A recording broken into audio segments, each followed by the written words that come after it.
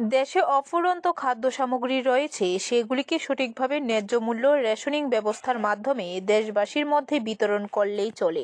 সেখানে সরকারকে আর ফ্রিতে 82 লক্ষ মানুষকে খাদ্য সামগ্রী সরবরাহ করতে হয় না। একদিকে বলছে ফ্রিতে দিচ্ছে, অন্যদিকে সরকারি অর্থে নেতাদের হাসি মাখা মুখের প্রচার সজ্জা লাগাচ্ছেন মোড়ে মোড়ে। বক্তা সিপিএম রাজ্য সম্পাদক জিতেন্দ্র চৌধুরী। ভারতের কমিউনিস্ট পার্টির মার্ক্সবাদী সোনামুড়া 21তম মহকুমা সম্মেলনে প্রকাশ্য সমাবেশ মঞ্চে কথাগুলি বলেন তিনি। এদিন বিকালে সোনামুড়া টাউন হলে শুরু হওয়া মহকুমার সম্মেলনে 213 জন প্রতিনিধি অংশ নেয়।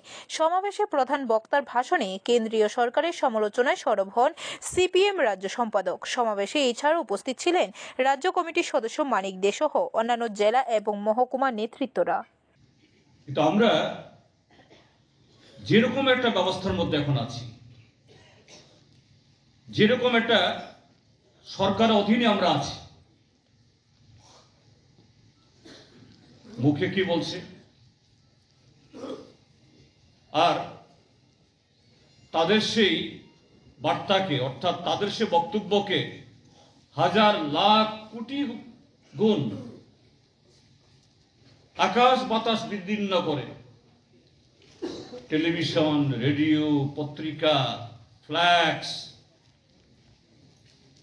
সেই জনগণের টাকা খরচ করি। এই না, দেশের বর্তমান শাসক দল ভারতীয় জনতা পার্টি বা নরেন্দ্র মোদী, অমিত শাহ তাদের পকেট থেকে টাকা বের করে খরচ করেই প্রচারগুলি করাচ্ছেন। ব্যুরো রিপোর্ট, খবর ত্রিপুরা।